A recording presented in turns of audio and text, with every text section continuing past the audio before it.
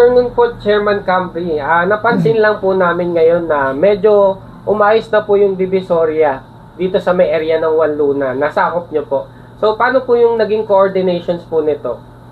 So, actually, nung nakalatag na yung mga yan, inabisoan na namin kasi binigay namin ng malinis yan sa kanila. So, nung kinausap ko na sila na hindi ko na kailangan na antayin pa si Yorme na makauna uupo, kailangan aksyonan ko na yan. Kasi ang hangad lang naman ng mahal natin Yorme, yung kalinisan, di ba? So, ginawa ko na yung trabaho ko bilang isang punong barangay. So, sir, inisyatibo nyo po ito. So, ano pong naging way po? Paano nyo po na clear po yung area na yan?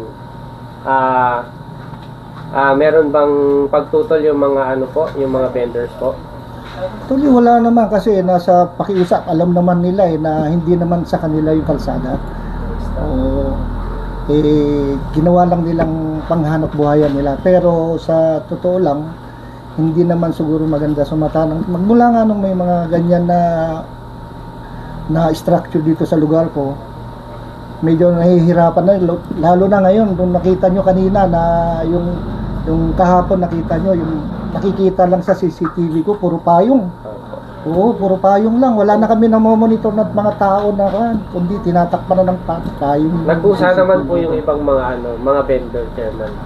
Nagkusa naman sila nung kagabi yung operation namin, nung nag-announce na ako na mag-clearing na kami, yung kanya-kanya ligpit na rin sila. Kasi alam na nila.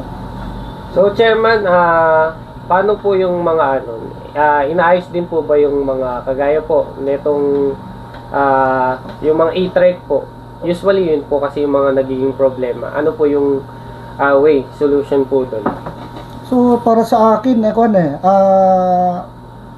lalo na pag rush hour, 3 lane na sila doon sa ICM Recto, wala na madaanan. Meron po ba silang designated na Actually, dito sa lugar ko, wala naman silang designated na gagawin parkingan, na terminal. So, Chairman, magtutuloy-tuloy po ba to hanggang sa makaupo si Yorme? Oo naman. I-maintain ko na yan kasi malinis na yan. Hindi ko naman pwede na pinagpaguran ko na tapos dudumihan pa nila. Siyempre, ang ginagawa ko, kasi tulad ng sabi ni Yorme na ang hangad niya lang kalinisan ng Maynila. Di ba? Kaya, ginagawa ko na hanggat di pa siya gagawin ko na. Inspired by Yorme po. So, Chairman, mensahe nyo po sa mga vendor or mga commuters na dumadaan po dito sa Divisoria. Una, sa mga commuters na dumadaan dito, siguro nakikita mo na sa kanila yung aliwalas ng mga mukha nila kasi maluwag na, malinis yung mga dinadaanan nila, maluwag, wala na sila sa gabal na dinadaanan. Unlike dati na di mo malaman kung saan sila lalabas sa lugar na yan. Pero sa ngayon, makikita mo naman siguro na komportable na sila sa dadaanan nila.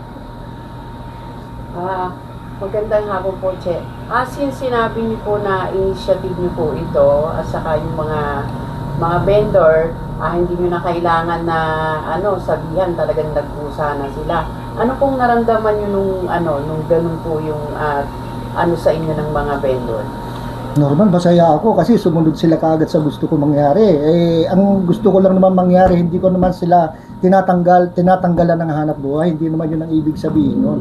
Ang ginagawa ko, yung kalinisan para mabuo ulit yung kalsada na mapapanatili namin yung kalsada namin na maluwag. In terms sa Che, sa disiplina ng mga tao and then dun po sa kaayusan ng lugar nyo, sang-ayon po ba kayo o yung mga tao po nagkukusa na talaga? Sa tingin ko nagkukusa na rin sila. Che, ito pa po. Tungkol po dun sa safety ng mga namimili at saka ng mga commuters naglalakad, kamusta naman po? Okay lang din naman kasi ang lugar ko naman, pag may mga ganyan na klase na pangyayari, kung ano man yung krimen na pwede mangyari, namomonitor naman namin at nagagawa namin ng action agad dito sa barangay. Okay. Nga po, nakapansin namin CCTV nyo dito, bongga Every sulok nung sa Juan Luna, mayroon CCTV. Kaya po yung mga Tolonges medyo ilag na sila. Ayun. Yun. Che, ano po yung masasabi niyo sa mga pwede niyong gawin sa basura? Yung ilang araw na rin po na Oo, isa pa rin yan sa nagiging problema namin dito sa barangay. Biro nyo, 3 araw na hindi kami kinukuhanan ng basura.